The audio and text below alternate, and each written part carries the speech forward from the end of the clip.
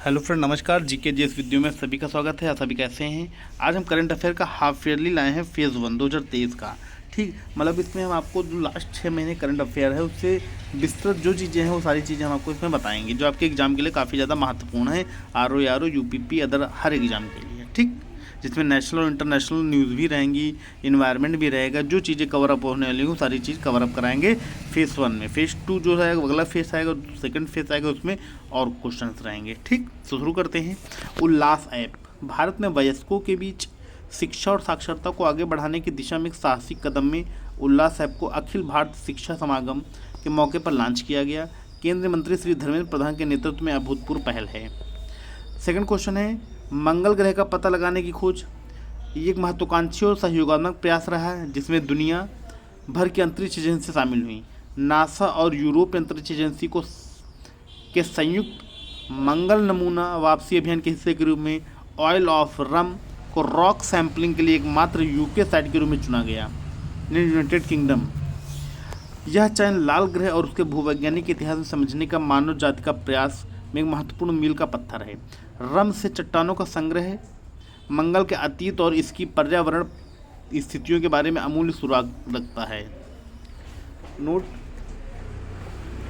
आइल of रम को rock sampling के लिए एक स्थल के रूप में चुने जाने के साथ रम नेशनल नेचर रिजर्व ऐतिहासिक मंगल मिशन का एक अभिन्न अंग बन गया है। ठीक, अगला है बेटा, संक्रमण के दौरान वसा और मांसपेशियों के नुकसान में टी कोशिकाओं की भूमिका। मतलब जो कोई चीज़ संक्रमित हो जाती है न्यूमन बॉडी में, संक्रमण फैल जाता है, तो जिससे वसा और मांसपेशियों के नुकसान में टी कोशिकाओं का इम्पॉर्टेंट रोल क्या है। टी कोशिकाएं शरीर की प्रतिरक्षा कोशिकाएं लंबे समय से संक्रमण से लड़ने में महत्वपूर्ण भूमिका निभाने के लिए जानी जाती हैं। हालांकि अमेरिका के कैलिफोर्निया में Salk institute for biological studies में चूहों पर किए गए हालिया शोध में इनके बीच एक आश्चर्यजनक संबंध का पता चला। नंबर 1 ए क्या है? वेस्टिंग। संक्रमण के दौरान वसा और मांसपेशियों के नुकसान की प्रक्रिया उच्च मृत्यु दर के साथ जुड़े होने के कारण शोधकर्ताओं के लिए रुचि का विषय रही। बी है, शोधकर्ताओं ने टी कोशिकाओं के दो समूह CD4+ CD8+ टी कोशिकाओं की गतिविधि की जांच पर ध्यान केंद्रित किया। CD4+ टी कोशिकाएं संक्रमण के खिलाफ लड़ाई का नेतृत्व करती हैं और CD8+ टी कोशिकाओं की गतिविधि का समर्थन करती हैं। जो कोशिकाओं का गतिविधि है, प्रोसेसिंग है, CD8+ काम करती है और CD4+ लड़ाई लड़ती हैं संक्रमण से। ठीक, तो CD8+ टी कोशिकाओं की गतिविधि का समर्थन करती हैं जो आक्रमणकारियों और कैंसर कोशिकाओं को मारने के लिए जिम्मेदार हैं। जो कैंसर कोशिकाएं होती हैं उनको भी मारती हैं ना। ये इंपॉर्टेंट है, बहुत इंपॉर्टेंट टॉपिक है, पेपर में पूछा जाएगा कि टी कोशिकाएं कितने तरह की होती है, तो CD4+ और CD8+। ठीक, अगर कहा जाए कैंसर कोशिकाओं को कौन सी कोशिका मारती है, तो टी कोशिकाएं मारती हैं। ठीक, अगला क्वेश्चन है बेटा, बेनी सागर का पुरातात्विक महत्व क्या है? झारखंड के पश्चिमी सिंहभूमि जिले में 85 किलोमीटर दूर स्थित बेनी सागर गांव में ऐतिहासिक आश्चर्यों का खजाना है। भारतीय पुरातत्व सर्वेक्षण द्वारा की गई खुदाई से इस स्थल पर 5वीं शताब्दी ईस्वी में 16वीं 17वीं शताब्दी ईस्वी तक निरंतर निवास का पता चला। बेनी सागर के पुरातात्विक महत्व ने इसे 100 प्रमुख पुरातात्विक स्मारकों की प्रतिष्ठित सूची में दिलाया।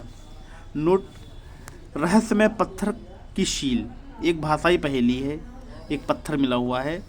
बेनी सागर की सबसे दिलचस्प खोजों में एक है पत्थर की मुहर जिस पर प्रियंगु ध्येयम चतुर्विद्या लिखा हुआ है। प्राचीन संस्कृत भाषा में लिखे गए शिलालेख ने विद्वानों और शोधकर्ताओं को हैरान कर दिया, जो 4 वेदों से पारंगत प्रियंगु नामक एक जानकार व्यक्ति की उपस्थिति में संकेत देता है। मोस्ट इंपॉर्टेंट पॉइंट इसी के तहत इसमें देखो बेनी सागर में क्या मिला, एक संगीत में पत्थर, घंटी जैसी ध्वनि। बेनी सागर की सबसे उल्लेखनीय विशेषताओं में एक मंदिर के पास एक विशाल पत्थर है जो दूसरे पत्थर से टकराने पर घंटी जैसी ध्वनि उत्पन्न करता है। इस पत्थर की अद्वितीय ध्वनिक संपत्ति ने स्थानीय लोगों और आगंतुकों को समान रूप से आकर्षित किया है। ठीक, उसके अलावा एक पॉइंट और इसमें इंपॉर्टेंट है कि चिर स्थायी तालाब, प्रकृति की उत्कृष्ट कृति। बेनी सागर का विशेष आकर्षण है 300 गुणा 350 यानी 300 × 350 मीटर का एक भव्य तालाब है जो कभी सूखता ही नहीं है, मतलब कभी नहीं सूखता है। इसमें परमानेंट साल के 12 महीने पानी इसमें रहता है। ठीक, अगला है रॉकफेलर फाउंडेशन रेजिलियंस सेंटर की स्केचिंग स्कोचिंग डिवाइड रिपोर्ट। चिलचिलाती विभाजन अत्यधिक गर्मी स्वास्थ्य और आय से लैंगिक असमानताओं को कैसे बढ़ाती है। मतलब कि खास तौर से महिलाओं के लिए इसमें जो होता है, महिलाएं जो काम करती हैं, लेबर काम करती हैं, जो भी काम करती हैं, तो गर्मी की वजह से उनको ज़्यादा समस्याएं होती हैं।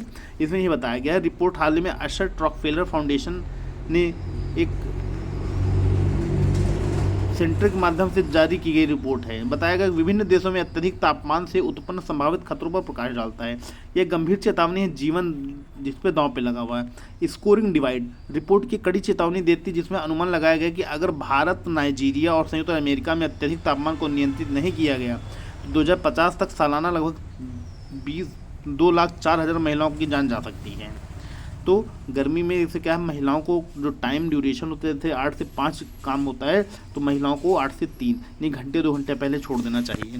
ठीक, उसके अलावा जो भी काम होता है, अगर मान लो बिल्डिंग मटेरियल, बिल्डिंग का काम चल रहा है, तो वहाँ पे उनको इंटरनल काम दिए जाए, ना कि बाहर दिए जाए, इसके वजह से गर्मी की वजह से उनको प्रॉब्लम्स ना क्रिएट हों। ठीक, नेक्स्ट क्वेश्चन नंबर 6। संयुक्त राष्ट्र जैव विविधता फंगा अभियान के माध्यम से कवक की पहचान की वकालत करती है। कवक बहुत इंपॉर्टेंट चीज़ है।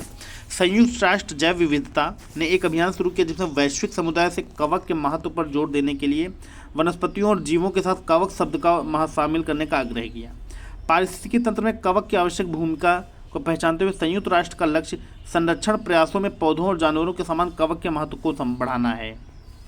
2 साल पहले international union for conservation of nature ने भी अपने संचार में माइकोलॉजिकल इंक्लूसिव भाषा का समर्थन किया और कवक पृथ्वी पर जीवन का अभिन्न अंग है जो अपघटन, वन पुनर्जन्म, पोषक चक्रण जैसी प्रक्रियाओं का समर्थन करते हैं।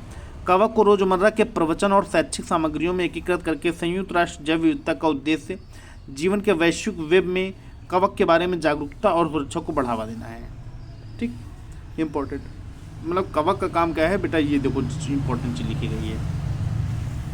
अगला क्वेश्चन 7 नंबर है। असम के सबसे लंबे नीलांचल फ्लाईओवर का उद्घाटन किया गया। असम के मुख्यमंत्री हेमंत बिश्व शर्मा ने 2.63 किलोमीटर लंबे राज्य के सबसे लंबे फ्लाईओवर नीलांचल फ्लाईओवर का अनावरण किया, जो गुवाहाटी में मालीगांव चरियाली को कामाख्या गेट से जोड़ता है। यह 420.75 करोड़ की लागत से निर्मित यह परियोजना Shri Gautam construction company limited और अनुपम निर्माण प्राइवेट लिमिटेड द्वारा 35 महीनों के भीतर पूरी किया गया। फ्लाईओवर गुवाहाटी में यातायात की भीड़ को संबोधित करता है और इसका उद्देश्य क्षेत्र के निवासियों के लिए सुगम आवागमन की सुविधा प्रदान करना। ठीक, उसके अलावा इसमें यह भी बताया गया कि उन्होंने फ्लाईओवर, पुल और कामाख्या रेलवे स्टेशन को मां कामाख्या मंदिर से जोड़ने वाली रोपवे परियोजना सहित अधिक बुनियादी ढांचे का विकास की योजना भी साझा की है। ठीक, अगला है global India AI artificial intelligence 2023। Electronics और सूचना प्रौद्योगिकी मंत्रालय ने अक्टूबर में ग्लोबल इंडिया एआई 2023 सम्मेलन की मेजबानी करने के लिए तैयार है। इस आयोजन का उद्देश्य भारत और दुनिया भर के शोधकर्ताओं, स्टार्टअप और निवेशकों को सहित आर्टिफिशियल इंटेलिजेंस के क्षेत्र में प्रमुख खिलाड़ियों के साथ लाना। कवर किए गए जाने वाले विषयों में अगली पीढ़ी को शिक्षा, मूलभूत एआई मॉडल, स्वास्थ्य देखभाल, शासन, इलेक्ट्रॉनिक वाहन, अनुसंधान, रुझान, कंप्यूटिंग सिस्टम, निवेश संभावनाएं और एआई प्रतिभा का पोषण में एआई के अनुप्रयोग शामिल हैं। साथ ही साथ इसमें कहा गया कि सम्मेलन का संचालन केंद्र कौशल विकास, उद्यमिता, इलेक्ट्रॉनिक्स, आईटी राज्य मंत्री श्री राजीव चंद्रशेखर द्वारा किया जाता है, जिसका लक्ष्य सभी क्षेत्रों में एआई के भविष्य का आकार देना है। ठीक, अगला है 9 नंबर। ऑपरेशन डक हंट ने क्वेक बॉट मॉलवेयर नेटवर्क को नष्ट कर दिया। ऑपरेशन डक हंट नामक एक समन्वित वैश्विक ऑपरेशन है जिसमें America, France, Germany, Latvia, Romania, Netherland और यूके की कानून प्रवर्तन एजेंसियों ने क्वेकबोट मैलवेयर नेटवर्क को नष्ट कर दिया। क्वेकबोट एक कुख्यात विंडोज मैलवेयर क्वेकबोट एक कुख्यात विंडोज मैलवेयर परिवार में वित्तीय धोखाधड़ी और रैंसमवेयर वितरण में संलग्न होकर दुनिया भर में 7 लाख से अधिक कंप्यूटरों में समझौता किया। ऑपरेशन ने अवैध गतिविधियों के माध्यम से प्राप्त क्रिप्टो करेंसी मुनाफे में $8.6 मिलियन से अधिक जब्त भी किया। ठीक, नोट, क्वेकबोट जिसे क्यूबोट और पिंक स्लिपबॉट के नाम से जाना जाता है, एक बहुमुखी मैलवेयर विकसित होने से पहले 2007 में एक बैंकिंग ट्रोजन के रूप में शुरू हुआ जो रैंसमवेयर सहित विभिन्न दुर्भावनापूर्ण कोड के वितरण केंद्र के रूप में कार्य करता था। यह कोंटी, प्रोलॉग, रेविल जैसे प्रमुख रेशमवेयर परिवारों का वितरण से जुड़ा हुआ था। ठीक, अगला क्वेश्चन है 10 नंबर, चंद्रयान 3 के प्रज्ञान रोवर ने चंद्रमा की सतह पर सल्फर की मौजूदगी की पुष्टि की। मतलब चंद्रयान 3 ने क्या किया कि चंद्रमा पर सल्फर की मौजूदगी है। अब इसने क्या बताया कि इसरो के चंद्रयान 3 मिशन के प्रज्ञान रोवर ने दक्षिणी ध्रुव के पास चंद्रमा की सतह पर सल्फर की मौजूदगी की सफलतापूर्वक पुष्टि की। लेजर प्रेरित ब्रेकडाउन स्पेक्ट्रोस्कोप उपकरण का उपयोग करते हुए उपलब्धि चंद्र संरचना के पहले इन सीटू मैप का चिन्हित किया। रोवर द्वारा एल्यूमिनियम, कैल्शियम, आयरन और अन्य तत्वों को भी पता लगाया गया। ये निष्कर्ष चंद्रमा की तात्विक संरचना के बारे में हमारी समझ को बढ़ाने के लिए महत्वपूर्ण है। चंद्रयान 3 का लक्ष्य सुरक्षित लैंडिंग, रोवर क्षमताओं का प्रदर्शन, इन सीटू वैज्ञानिक प्रयोगों सहित कई उद्देश्यों को प्राप्त करना। चंद्रमा के दक्षिणी ध्रुव के पास मिशन की अनूठी लैंडिंग से भारत के अभूतपूर्व डेटा एकत्र करने में महत्वपूर्ण लाभ मिलता है। अगर उपकरण चंद्रमा की रात के तापमान को झेलता है तो विस्तार की संभावना भी है। मतलब जो चंद्रमा की जो रात का टेम्परेचर बहुत कम होता है, ठीक, उसको झेल रहा है, बहुत बड़ी चीज़ है। और साथ साथ ये भी कहा गया कि सल्फर की उपस्थिति की पुष्टि चंद्रमा की मौलिक संरचना की हमारी समझ से योगदान करती है, इसलिए भूविज्ञान, इतिहास और संभावित संसाधनों की समझने के लिए आवश्यक है। यह खोज अतीत और पृथ्वी के साथ संबंधों के बारे में अंतर्दृष्टि प्रदान करती है।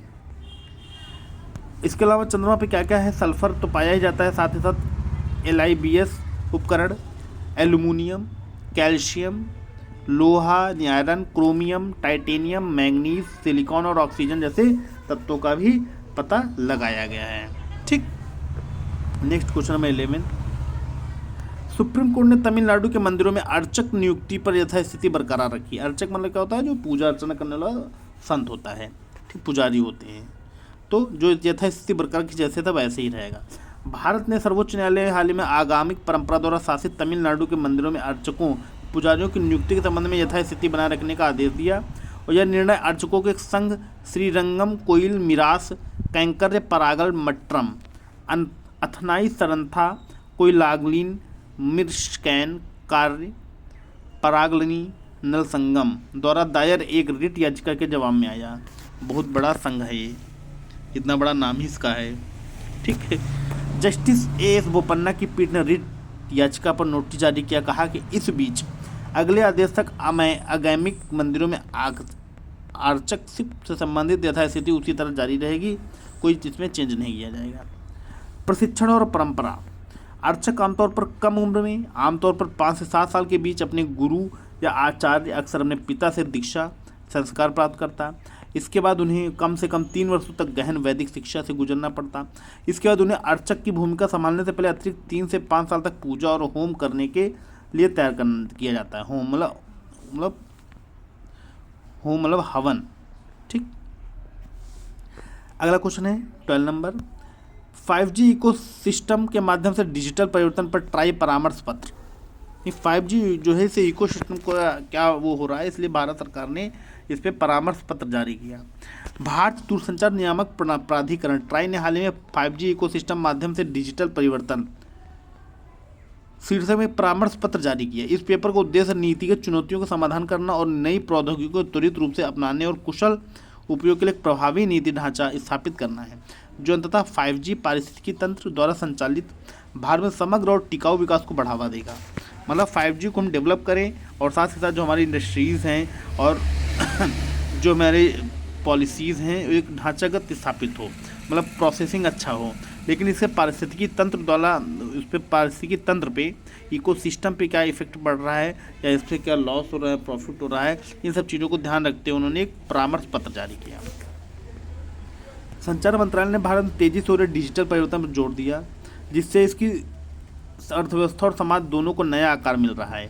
तेज और विश्वसनीय मोबाइल संचार प्रौद्योगिकी डिजिटल इंडिया कार्यक्रम द्वारा निर्धारित लक्ष्यों को प्राप्त करने में सहायक है। ये प्रौद्योगिकियां न केवल आर्थिक वृद्धि प्रदान करती बल्कि एकीकृत भुगतान इंटरफेस UPI और विभिन्न नवीन सरकार से व्यवसाय, सरकार से नागरिक अनुप्रयोगों जैसी सेवाओं के माध्यम से नागरिकों को सशक्त भी बना पाया जाता है। ठीक, भारत ने 5G की यात्रा अगर कहाँ कब से शुरू की गई तो 5G के साथ भारत की यात्रा 1 अक्टूबर 2022 को शुरू हुई। जब 5G सेवा आधिकारिक तौर पर लॉन्च की गई तो दूरसंचार सेवा प्रदाता पूरे देश में आक्रामक रूप से 5G नेटवर्क शुरू कर रहे हैं। सरकार ने 5G बुनियादी ढांचे के निर्माण और अनुसंधान एवं विकास को बढ़ावा देने के लिए सक्रिय कदम उठा रहा है। ठीक, जिसकी वजह से हमारे यहाँ की जो नेटवर्किंग है, हमारे यहाँ की जो इंटरनेट है ये और स्पीड और अच्छा चले, और साथ ही साथ हमारे पर्यावरण और पारिस्थितिकी को नुकसान भी ना हो। ठीक, नेक्स्ट क्वेश्चन है एम एस स्वामीनाथन का निधन। एम एस स्वामीनाथन कौन थे? अगर कहा जाए प्रसिद्ध कृषि वैज्ञानिक एम एस स्वामीनाथन, जिन्हें अक्सर भारत में हरित क्रांति का अग्रदूत यानी जनक माना जाता है, 98 वर्ष की आयु में इनका निधन हो गया। स्वामीनाथन ने भारत के कृषि परिदृश्य में विभिन्न महत्वपूर्ण भूमिकाएं निभाई। भारतीय कृषि अनुसंधान संस्थान के निदेशक का काम इन्होंने संभाला। ICAR महानिदेशक का पद इन्होंने संभाला। भारत सरकार के कृषि अनुसंधान और शिक्षा विभाग में सचिव होने तक उन्होंने हर पद पर अमिट छाप छोड़ी। तो इतने डिपार्टमेंट में उन्होंने काम किया और सब में अपना एक अलग योगदान और अहम काम किया। और साथ ही साथ फिलीपींस में अंतर्राष्ट्रीय चावल अनुसंधान संस्थान के महानिदेशक के रूप में भी उन्होंने काम किया, फिलीपींस में भी। ठीक, तो एक योग्य और काबिल व्यक्ति थे। साथ ही साथ भारत में ग्रीन रिवॉल्यूशन के फादर भी कहा जाता है। ठीक, नोट में बताया गया कि 2004 में स्वामीनाथन को राष्ट्रीय किसान आयोग अध्यक्ष के रूप में नियुक्त किया गया, जो व्यापक किसान संकट और चिंताजनक आत्महत्या दर की अवधि को दौरान एक महत्वपूर्ण भूमिका थी। आयोग ने 2006 में अपनी रिपोर्ट प्रस्तुत की, जिसमें अभूतपूर्व सिफारिश की गई, जिसे प्रस्ताव भी शामिल था कि न्यूनतम बिक्री मूल्य यानी MSP उत्पादन की भारित औसत लागत से कम 50% अधिक होना चाहिए। स्वामीनाथन जी की उपलब्धि क्या थी? एम एस स्वामीनाथन की विरासत M S Swaminathan research foundation के माध्यम से जीवित है, जिसे उन्होंने 1987 में पहला विश्व खाद्य पुरस्कार प्राप्त करवाया था, जो तारामणि चेन्नई में स्थापित है। उन्हें पद्मश्री, पद्म भूषण सहित कई पुरस्कार मिले। विभूषण और अंतर्राष्ट्रीय पुरस्कार कृषि और विज्ञान में इन्होंने उल्लेखनीय योगदान का स्थायी प्रमाण है। Question number 14, Assam pipe composting को बढ़ावा देता है। असम में पाइप कंपोस्टिंग का बहुत ज़्यादा प्रचलन है। पाइप कंपोस्टिंग क्या है? असम में घरेलू स्तर पर बायोडिग्रेडेबल कचरे, यानी जो घर का घरेलू स्तर पे जो लोग काम करते, खाना बनाते, तो जो बायोडिग्रेडेबल जो मतलब ख़राब चीज़ें होती हैं उनको फेंक दिया जाता है। तो उसमें क्या है, बायोडिग्रेडेबल कचरे के प्रबंधन के लिए एक स्थायी और सीधा समाधान गति पकड़ रहा है। राज्य सक्रिय रूप से पाइप कंपोस्टिंग के समर्थन कर रहा है, एक ऐसी तकनीक जो विशेष रूप से अपने ग्रामीण समुदायों में जैविक कचरे को कुशलतापूर्वक खाद में परिवर्तित करती है। यह पर्यावरण अनुकूलन और पहल अपशिष्ट प्रबंधन प्रथाओं और महत्वपूर्ण प्रभाव डाल रही है। असम के विश्वनाथ जिले में जिला जज और स्वच्छता समिति विशेष रूप से स्कूलों में मध्याह्न भोजन के दौरान उत्पन्न बायोडिग्रेडेबल कचरे के प्रबंधन के लिए पाइप कंपोस्टिंग का समर्थन कर रही है।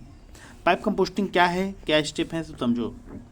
पाइप कंपोस्टिंग कैसे काम करती है? नंबर 1, स्थापना। पाइप कंपोस्टिंग में PVC पाइपों का उपयोग शामिल होता है, जिनमें जमीन में लंबवत रखा जाता है, मतलब कि लंबवत, मतलब कि वर्टिकली। नंबर 2, अपशिष्ट संग्रहण। केवल बायोडिग्रेडेबल अपशिष्ट जैसे कि बचा हुआ भोजन, फल, सब्जी के छिलके, फूल, गोबर, कृषि अपशिष्ट आदि को निपटान इन पाइपों में किया जाता है, डाल दिया जाता है।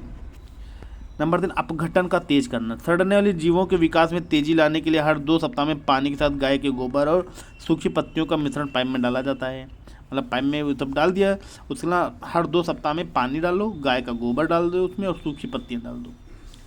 नंबर 4, वर्षा जल का सुरक्षा। वर्षा जल से सुरक्षा, बारिश के पानी का अंदर जाने से रोकने के लिए पाइपों को बंद रखना जरूरी है, मतलब पाइप लगा गाड़ के उसको बंद कर दिया जाए। ठीक।